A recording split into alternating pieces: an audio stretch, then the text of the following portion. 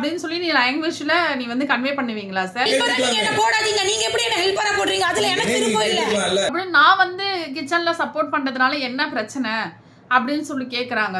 அம்மா ஒரு வழக்கம் பத்தி பேசும்போது என் முன்னாடி பண்பு இல்லாம வளர்க்கப்பட்டவங்கன்னு எப்படி விக்கல்ஸ் விக்ரமா சொல்லலாம்?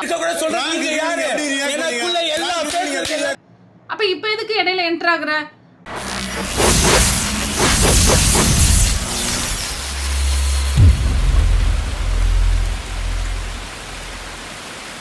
ஹாய், ஹலோ, வணக்கம் மக்களே. உங்கள் அனைவரையும் நிலா ஸ்பார்க் சேனலுக்கு வரவேற்கிறேன். நான் உங்கள் நிலா. வணக்கம். 18 பட்டி வந்தாச்சாப்பா. அப்புறம் பரமசம் வரல, ராமசாமி வரல, 5 பேர் விட்டு போச்சு, 4 பேர் விட்டு போச்சுங்கிற பேச்சே இருக்கப்படாது. இன்னைக்கு பிக் பாஸ் சீசன் 9ல் டே 37ல் என்னென்ன சுவாரஸ்யமான நிகழ்வுகள் பிக் பாஸில் நடந்துச்சுன்றது தான் பார்க்க போகிறோம். ஸோ வேக்கப் சாங்கில் பிரஜின் வந்து பார்த்திங்கன்னா டவல் கட்டிட்டு டான்ஸ் ஆடுறாங்க.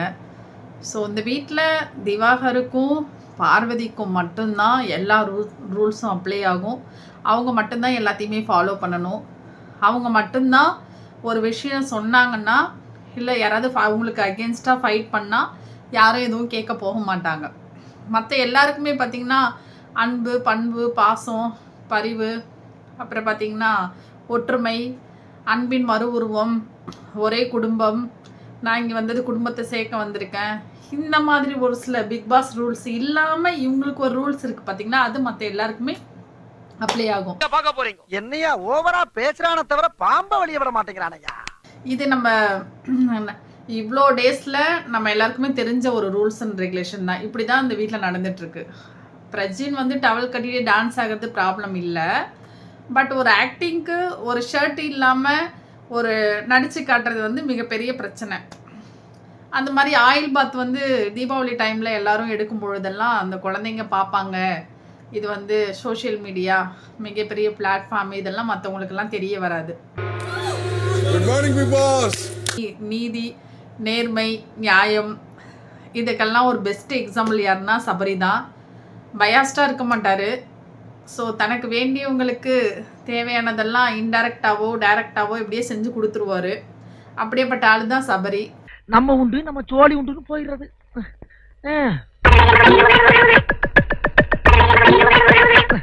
இனி டாஸ்க் வந்து அரேஞ்ச் பண்ணிட்டு இருந்ததால ஒரே ரூம்ல எல்லாரும் இருக்கிறாங்க. அப்போ இருக்கும்போது பார்த்தீங்கன்னா ரம்யா வந்து சொல்கிறாங்க, இது ஆக்சுவலாக ரம்யா வந்துக்கு என்னன்னா, நான் வந்து கிச்சனில் ஒரு ஹெல்ப் பண்ணுறதுல யாருக்கு என்ன பிரச்சனை சொல்லுங்க அப்படின்னு சொல்லி கேட்குறாங்க. அப்போ கேட்கும்பொழுது சபரிட்ட சொல்கிறாங்க, நான் வந்து ஹெல்ப்புக்கு தான் வரேன், என்னோடய ஒர்க் அது கிடையாது. நான் வந்து செய்கிறது பிரச்சனையாக தான் என்கிட்ட டேரெக்டாக ஃபேஸ் டு ஃபேஸ் நேராக என் கண்ணை பார்த்து ஒரு விஷயத்த கன்வே பண்ண உங்களுக்குலாம் கட்ஸ் இல்லைன்னா பின்னாடி போய் எதுக்கு பேசுகிறீங்க அப்படின்னு சொல்லும்போது சபரி சொல்கிறாரு, நீங்கள் சொன்ன மாதிரி ஹெல்ப் வந்து அவங்கவுங்களுக்கு எந்தெந்த வேலை அலாட் பண்ணியிருக்காங்களோ அந்தந்த வேலையை செய்யட்டும் சபரின்னு சொல்லி என்கிட்ட கிச்சன் ஏரியாவில் சொன்னது யாருன்னா திவாகரண்ணா தான் சொன்னாங்க அப்படின்னு சொல்றாங்க. என்கிட்ட திவாகர் ஒன்று கேட்டாரு. திவாகர் தான் சொன்னாருன்றது ரம்யா கிட்ட வந்து கனி சொல்லலை. என்ன சொல்றாங்கன்னா, கனி நீங்க உங்களோட ஒர்க் மட்டும் பாருங்க ரம்யா, எனக்கு இந்த சப்போர்ட்லாம் கிச்சனில் தேவைப்பட்டுச்சுன்னா நானே கேட்குறேன் அப்படின்னு சொல்கிறாங்க. அப்போ இந்த விஷயத்தை என்ன பண்ணக்கூடாதுன்னு சொன்னது யாருன்னு சொல்லி கேட்டுட்டு இருக்கும் பொழுது நம்மளுடைய விஷ பாட்டில் கோல் மூட்டி இருக்கும்போது திவாகர் கேட்டாங்க, இந்த வேலையே பொழப்பா வச்சிருக்கிறது. ஒருத்தவங்க பேசினா டைரெக்டாக போய் என்ன பேசுகிறாங்கன்னு இன்னும் கேட்கறது இல்லை. கொஞ்சம் தள்ளி நின்று இந்த பிக் பாஸ் விட்டு நான் எங்கே வேணாலும் நிற்பேன் அப்படின்னு சொல்லி போய் ஒட்டு கேட்கறது. அப்புறம் பார்த்திங்கன்னா எப்படிங்க ஒரு சின்ன வயசு பொண்ணு இப்படி ஒட்டு கேட்டு என்ன வரப்போகுது சொல்லுங்கள், டைரெக்டாகவே போய் கேட்கலாம், எதுவும் யாருக்கும் எந்த பிரச்சனையும் வந்துட போகிறது கிடையாது. ஸோ இந்த வயசில் இவங்க இப்படி ஒரு ஆக்ட் பண்ணுறதை சொல்லாமான்னு கேட்டுட்டு இது வந்து திவாகரண்ணன் தான் நான் இருந்தப்ப சொன்னாங்க கிச்சனில் அப்படின்னு சொல்லி அங்கே சொன்னதும், அன்னைக்கு ரொம்ப நீதி, நேர்மை, நியாயம் உள்ள ரம்யா திவாகர் தான் சொன்னான்னு சுபிக்ஷா சொன்னதுக்கப்புறம் திவாகர்கிட்ட போய் கேட்காமலே வந்து இங்கே திரும்பவும் ஜபரிட்ட கேட்கும்போது ஆமாம் இது வந்து திவாகரண்ணன் தான் சொன்னாங்க அப்படின்னு நான் வந்து கிச்சனில் சப்போர்ட் பண்ணுறதுனால என்ன பிரச்சனை அப்படின்னு சொல்லி கேட்குறாங்க. ஆனா திவாகரோட பாயிண்ட் ஆஃப் வியூல என்ன அப்படின்னா, இவங்க கிச்சன்ல இருக்கும் பொழுது ஒரு ஹெல்ப்பராவோ இல்ல கிச்சன் ஒர்க்கராவோ இருக்கும் பொழுது இவங்க ஒருத்தவங்களுக்கு ஃபுட் வந்து சர்வ் பண்ணும்போது ஆள் பார்த்து சர்வ் பண்ணுறது. ஆள் யாரும் இல்லை அப்படின்னா சபரிக்கோ இல்லை அவங்க வேண்டப்பட்ட அவங்களோட அண்ணா உடன் பிறந்த அண்ணா வந்து சபரிக்கோ இல்லை அவங்க ராஜமாதா சாப்பிட்றாங்கன்னா அவங்களுக்கு வந்து அதிகமாக ஃபுட்டு வந்து சர்வ் பண்ணுறது. இப்போ யாராவது உள்ளே என்ட்ரு ஆகிட்டாங்கன்னா இல்லை அளவு அவ்வளோதானா சாப்பாடு அப்படின்னு சொல்லி சீன் போடுறது. இது வந்து கண்டுபிடிச்சிட்டாப்புல. அதாவது திவாகருக்கு வந்து சப்போர்ட்லாம் கிடையாதுங்க. அவர் வந்து எப்படின்னா ஒரு விஷயம்னா அதை கூட குறைச்சலாம் அந்த அளவுக்கு பேச தெரியாது. இதை சொன்னா நம்மள பைத்தியக்காரன்னு சொல்றாயா. கரெக்டாக இந்த விஷயம் இந்த அக்கேஷனில் இந்த சுச்சுவேஷனில் இப்படி தான் நடந்ததுன்னு கரெக்டாக சொல்லிடுவாப்புல. அப்போ இந்த மாதிரி வைக்குது. பட் கனி வந்து பார்த்தீங்கன்னா அளவுன்னா எல்லாருக்கும் அளவாக வைக்கிறாங்க. அதாவது கனியுமே இவங்க டீமுக்கு அகேன்ஸ்ட் தான். சரியான கனி வந்து ஃபுட்டு வந்து கரெக்டாக வைக்கிறாங்க அப்படின்னு சொல்லும்போது ரம்யா அதை கரெக்டாக பண்ணலன்றதை நம்மளே புரிஞ்சுக்கலாம். ஆல்ரெடி இப்போ ரம்யா கிச்சனில் இருந்துருச்சு. வேற டிபார்ட்மெண்ட் ரொம்ப பாரு என்ன சொல்கிறாங்கன்னா நெக்ஸ்ட் ஒன் வந்து அதே இடத்துலையே என்னால் வந்து இந்த ஒர்க் வந்து பார்க்க முடியல. ஐ மீன் ரெஸ்ட் ரூம் வந்து நான் லாஸ்ட் 3 வீக்ஸாக பார்த்துட்டேன். என்னால் அந்த ஒர்க் வந்து பார்க்க முடியல. அதனால எனக்கு வேற ஒர்க் மாற்றி கொடு அப்படின்னு சொல்லி கேட்கும் பொழுது இல்லையே ஆசிட் ஒன்றும் ரொம்ப ஹெவியாக அஃபெக்ட் பண்ணுற மாதிரிலாம் கிடையாது. நீ தாராளமாக வந்து ரெஸ்ட் ரூமே வாஷ் பண்ணலான்னு சொல்லிட்டு எஃப்ஜே வந்து பரிந்துரைக்கிறாரு. சபரி வந்து எப்பொழுதும் போல மிக்சர் சாப்பிட்டுட்டு அமைதியாக நின்றுட்டு தான் இருக்காரு. அப்போ இவங்க சொல்கிறாங்க இல்லை என்னால் அதை செய்ய முடியல, கொஞ்சம் கஷ்டமாக இருக்குது. நான் வேணா அதாவது என்னை ஒரு நாள் ரெஸ்ட் எடுக்க சொல்லியிருக்காங்க. ரொம்ப ஹெவியான ஒர்க் தான் எதுவும் பார்க்கக்கூடாதுன்னு சொல்லியிருக்காங்க. அதனால் நான் வந்து உங்களுக்கு கிச்சனில் ஹெல்ப் பண்ணுறேன். இன்கேஸ் வெஜிடபிள்ஸ்லாம் கட் பண்ணி தரேன், அது எனக்கு எதுவும் பிரச்சனை இல்லைன்னு சொல்லும்போது எஃப்ஜேவுக்கு என்னங்க பிரச்சனை? பாட்டுக்கு இருக்க வேண்டியது தானே. அப்ப ரெஸ்ட் ரூம் கழுவுறவங்களாம் அவ்வளவு கேவலமானவங்களா அப்படின்னு சொல்லி ஒரு பாயிண்ட் எடுத்து கொடுக்குறாரு. அப்ப 3 வாரமா ரெஸ்ட் ரூம் வாஷ் பண்ணிட்டு இருந்த பார்வதி வந்து அவ்வளவு கேவலமான பொண்ணா? அப்ப ரெஸ்ட் ரூம் கழுவுனா அவங்க வந்து கிச்சன்ல எந்த சப்போர்ட் பண்ணக்கூடாதுன்னு அவர் மீன் பண்றாரா? அப்ப இவங்க சொல்றாங்க இல்ல என்னால செய்ய முடிஞ்சாதான் செய்ய முடியும், நான் 3 வீக்ஸ் பார்த்துருக்கேன், அது கேவலமான வேலைன்னு சொல்லல. நமக்கே நல்லா தெரியும் நார்மலா கண்ணில் வந்து ஏதாவது ஒன்று பிரச்சனைனா கீழே குனிஞ்சு எந்த வேலையுமே செய்ய முடியாது, ஒர்க் பார்க்க முடியாது. ஸோ அது வந்து பார்த்திங்கன்னா பிளட் சர்க்குலேஷன் வந்து ஃபாஸ்ட்டாக மூவ் ஆகிறதுனால கண் வந்து ரொம்ப பெயினாக இருக்கும். இது நார்மலாக எல்லாருக்குமே தெரிஞ்ச விஷயம். பார்வதி வந்து கிச்சனுக்கு விட்டால் இங்கே கனிமொழி இருக்காங்க, கனிக்கு வந்து பிடிக்காது. ஆனால் சொல்லுவாங்க நான் வந்து அப்படியே நியூட்ரலாக இருக்கேன், நான் அப்படியெல்லாம் பார்க்கல, கேங்கிசம்லாம் இல்லை, குரூப்பிசம்லாம் இல்லைன்னு சொல்லுவாங்க. ஆனால் இவங்களுக்கு பிரச்சனை வந்துடும். அதனால இவங்க வந்து கனியை காப்பாற்றுறதுக்காக எஃப்ஜேவுக்கு வந்து எங்கேருந்து தான் முட்டிக்கிட்டு பாயிண்ட்ஸ் எல்லாம் வந்து அருவி மாதிரி கொட்டுன்னே நமக்கே தெரியல. ஸோ இந்த பிரச்சனை போயிட்டு இருக்கும் பொழுது உடனே விக்கல்ஸ் விக்ரம் சொல்கிறாரு அவங்களால ஒர்க் பார்க்க முடியும், டாக்டர் வந்து ஹெவியான ஒர்க் தான் பார்க்கக்கூடாதுன்னு சொன்னால் ஏன் ரெஸ்ட் ரூம் கழுவில் அவங்க கழுவி இருக்கலாமே அப்படின்னு சொல்லும்போது அப்புறமா ஏன் பாத்ரூம் கழுவல வீட்டு வேலையில இருந்து அட விக்கல்ஸ் விக்ரமே கண்டிப்பாக அவங்க பார்வதி சொல்கிற மாதிரி விக்ரம் தான் சீரியஸ் ஆகுமே. என்ன விஷயம் அவங்களால முடியலன்னா விட்டா என்னங்க, திரும்ப திரும்ப திரும்ப அவங்கள ஃபோர்ஸ் பண்ணுறதுல என்ன இவங்களுக்கு வருது சொல்லுங்க. ஒரு விஷயம் அப்போ வந்து விக்கல்ஸ் விக்ரம் சம்மந்தமே இல்லாமல் ஏன் செய்யலை, நேற்று செஞ்சுருக்கலாமே ஏன் செய்யலை, அதை செய்ய முடியலன்னு தானே மாற்றி கொடுன்னு அந்த பொண்ணு கேட்குது. இந்த பேசிக் சென்ஸ் கூட அந்த பேசிக் விஷயம் கூட உனக்கு புரியலையா விக்கல்ஸ் விக்ரம்? அது தெரிஞ்ச நாயா இங்க வர்றேன், தெரியாமத்தால இங்க வந்து குத்த வச்சேன்.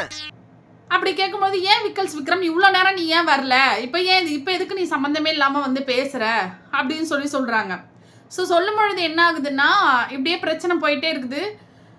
விக்கல்ஸ் விக்ரம் வந்து பார்த்திங்கன்னா எதனால் இவ்வளோ வெஞ்சன்ஸு, எனக்கு தெரிஞ்சு இவருக்கு கோபம் வருது, இவருக்குள்ள பிரச்சனை, இவர் வந்து தேவையில்லாமல் சம்மந்தம் இல்லாமல் எல்லாத்துலேயும் இழுத்து விட்டது, வீதியில் இழுத்து விட்ட மாதிரி இழுத்து விட்டது. இந்த பிரச்சனைலாம் வந்ததுக்கு காரணம் யார் அப்படின்னா சாண்ட்ரா தான். இவர் தூங்கிட்டு இருந்த சிங்கத்தை எழுப்பி விட்டது, ஒரு கம்ஃபர்ட் ஜோன்லேயே ஒரு ஷேடோவிலே இருந்த விக்கல்ஸ் விக்ரமே எழுப்பி விட்டது சாண்ட்ரா தான். ஆக்சுவலாக அவங்களுக்கு நன்றி சொல்லணும். இவ்வளோ நாளாக இப்படி வாய்ஸ் ரைஸ் பண்ணாமல் சைலண்ட்டாக இல்லை, நான் வந்து ஏன்டா பிரச்சனை பண்ணிக்கிறீங்க, ஏன்னா இப்படிலாம் பண்ணுறீங்க, சைலண்ட்டாக இருங்கன்னு சொன்ன விக்கல்ஸ் விக்ரம் இப்போ சம்மந்தமே இல்லாமல் சாண்ட்ராட்டையும் ப்ரெசென்ட்டையும் போய் மோதுறதுக்கு முடியாமல் நீ வந்து பார்வதி மட்டுமே டார்கெட் பண்ணுறதுக்கு என்ன சம்பந்தம்?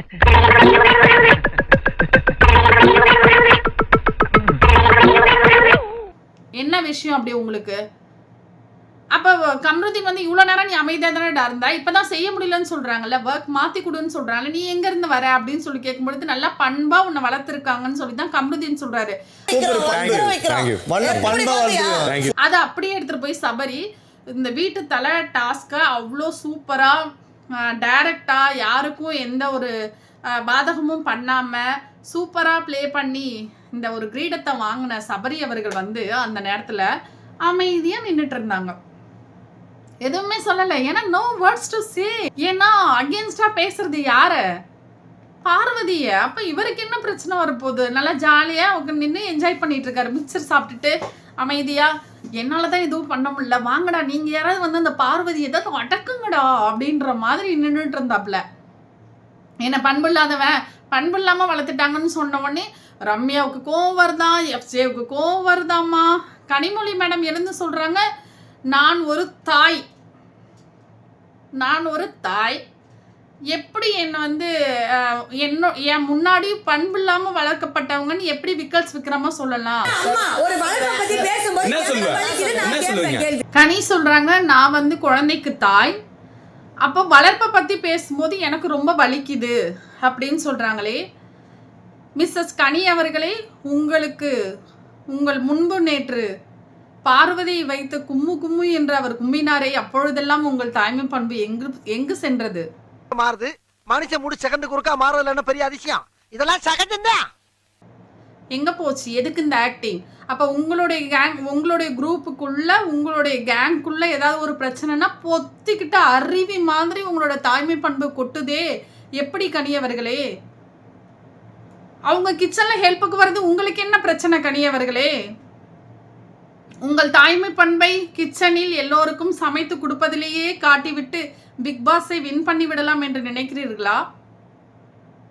அப்படிதான் கேட்க தோணுது.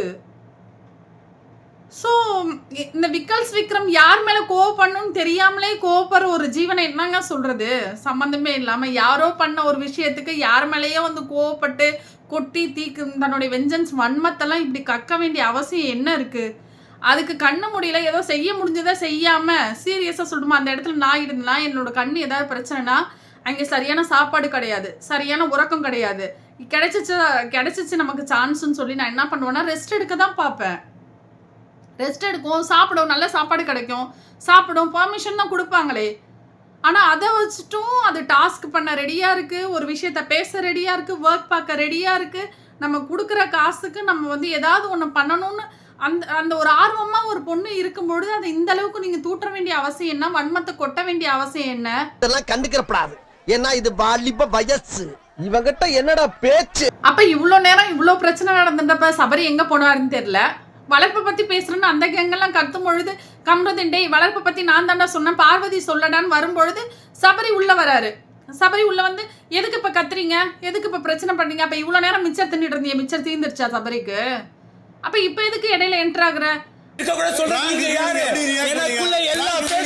சாண்ட்ராவும் உங்க ஹஸ்பண்டும் பாத்தீங்கன்னா இடையில வந்து இவ்வளோ நேரம் எல்லாரும் பேசிட்டு இருந்தாங்க, இட்ஸ் ராங், நீ தப்பு பண்ற. அப்ப பார்வதிக்கும் திவாகரைக்கும் அகேன்ஸ்டா யாராவது பேசினா நீ அமைதியா நின்று வேடிக்கை பாக்குற. அப்ப இந்த இடத்துல கம்ருதீனும் விக்கல்ஸும் பேசும்பொழுது அவங்க ஒன்றும் ஃபைட் பண்ணிக்கல, சண்டை பிடிச்சிக்கல, நீ எதுக்கு இப்போ இடையில வர? நீ பேசாத, அவங்க பேசிக்கிட்டோம், ஏதாவது பிரச்சனையா இருந்தா ஏதாவது தப்பா இருந்தா பிக் பாஸ் அனௌன்ஸ் பண்ணுவாங்க, நீ வராத, நீ போ, உன் மேல தப்பு அப்படின்னு சொல்லும் பொழுது ஏன் அப்ப என்னங்க அப்படி ஒரு வன்மம்? அப்படி ஒரு வன்மம் பண்ற அளவுக்கு என்ன? கொடுத்த காசுக்கு அவங்க நல்லதோ கெட்டதோ ஏதோ ஒன்று பண்றாங்க, அவங்களோட கேரக்டர் அதுதான். உன்னால ஆக்செப்ட் பண்ண முடிஞ்சா பண்ணு, இல்லை என்னவாது தப்பு பண்ணா உன்னால அகேன்ஸ்டா நின்று எதிர்த்து நின்று போராடி கேள்வி கேட்க முடியும்னா கேள்வி கேளு, அது அவங்களோட நேச்சர். பார்வதிட்ட இந்த 30 நாள் 35 நாள்ல நான் தெரிஞ்சுக்கிட்ட ஒரே ஒரு விஷயம் என்ன அப்படின்னா, தப்பு அப்படின்னா நேராக கேட்பாங்க, யார் இருந்தாலும் பார்க்கறது கிடையாது. ஆனால் அதுவே ஒரு விஷயம் சமாதானப்படுத்தணும்னா ரூமுக்குள்ளே போய் உட்காந்து சமாதானப்படுத்துவாங்க. ஸோ இதுதான் உங்களோட நேச்சர், இதுதான் உங்களோட கேரக்டர். உனக்கு பிடிக்கல அப்படின்றதுனால நிஜமாக சொல்கிறேன், ஒரு 0.0% கூட அந்த பிபி ஹவுஸில் கண்டஸ்டண்ட்டாக இருக்கிறதுக்கு சபரிக்கு அருகதையே கிடையாது. வெரி குட்ரா, அது எப்பறம் என்ன பத்திர எல்லா விஷயத்தையும் மிக தெளிவா புரிஞ்சு வச்சிருக்க நீ. நிஜமா அவர் அங்க ஹவுஸ்மேட்ஸா இருக்கிறதுக்கான எந்த வேல்யூமே அவருக்கு இல்லவே இல்லை. இப்படி எல்லாம் ஒரு தலைவர் வந்து பயாஸ்டா இருப்பாங்களாங்க? ஒரு தலை வந்து இப்படி பயாஸ்டா இருப்பாங்களா? மாதிரி கானா வினோத் என்ன சொல்றேன்னா, திவாகர் இப்படிதான் ஹைப்பர் ஆவாரு, சம்மந்தமே இல்லாம பேசுவாரு, பேசுனதே பேசுவாருன்னா கண்டிப்பா வந்து கானா வினோத் வந்து ஒதுங்கி போகலாம், தப்பு கிடையாது. வேர்ட்ஸ் வந்து ரொம்ப ஒரு மாதிரி கொச்சப்படுத்துற மாதிரி விடுற மாதிரி தான் இருக்கு. இப்போ ரீசெண்ட் டேஸ்ல அவங்களுடைய பழக்க வழக்கம்லாம் அப்படிதான் இருக்குது. பழக்க வழக்கம்ன்ற சென்ஸ் அவர் பேசுறது எல்லாம் அப்படிதான் இருக்கு. அது இருக்கக்கூடாது. ரொம்ப சுவாரஸ்யமா இருக்கணும்.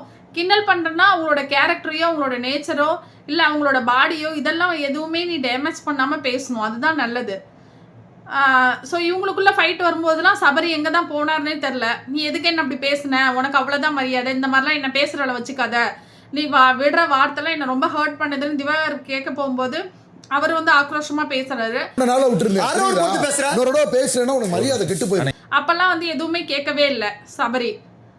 ஸோ லாஸ்ட்டாக கம்ருதீனும் விக்ரமும் பேசும்போது தான் இவருக்கு அப்படியே பொத்திட்டு வந்துருச்சாமா. என்னன்னே தெரியலங்க, ஏன் தான் சபரி வந்து இப்படி இருக்காரு, ரொம்ப ஒஸ்ட்டாக தான் போயிட்டு இருக்கு. ஆனால் அந்த நேரத்தில் பாராட்ட வேண்டிய விஷயம் என்னன்னா, பிரஜினும் சாண்ட்ராவும் வந்து கரெக்டாக நியாயமாக நீ பண்ணுறது தப்பு சபரி அப்படின்னு சொல்லி எடுத்து சொன்னாங்க. ஸோ அதை உண்மையிலே பாராட்டக்கூடிய ஒரு விஷயம், கண்டிப்பாக பாராட்டியே ஆகணும், பாராட்டக்கூடிய ஒரு விஷயம்தான். பார்வதியும் விக்கல்ஸும் பேசும்பொழுது அந்த பாடி லாங்குவேஜ், அதாவது இப்போ விஜய் சேதுபதி சார் வந்து கேட்டால் அவங்க கேட்கறதுக்கு அப்படின்னு சொல்லி நீ லாங்குவேஜில் நீ வந்து கன்வே பண்ணுவீங்களா சார்? அவங்கள எதிர்த்து உனக்கு பதில் சொல்ல முடியலன்னா அவங்கள ஏன் எதிர்க்கிற? ஸ்ட்ரெயிட்டா மூஞ்சிக்கு நேரா ஒன்று அந்த பொண்ணு கேட்குதுன்னா, பார்வதி கேட்குதுன்னா நீ அந்த பொண்ணுக்கு பதில் சொல்லு. அது என்ன ஒரு மாதிரி டிஃப்ரெண்டாக வந்து ஸ்டாண்டப் காமெடின்ற பேரில் ஒரு மாதிரி வக்ர புத்தியோட வந்து பண்ணுறது என்னது?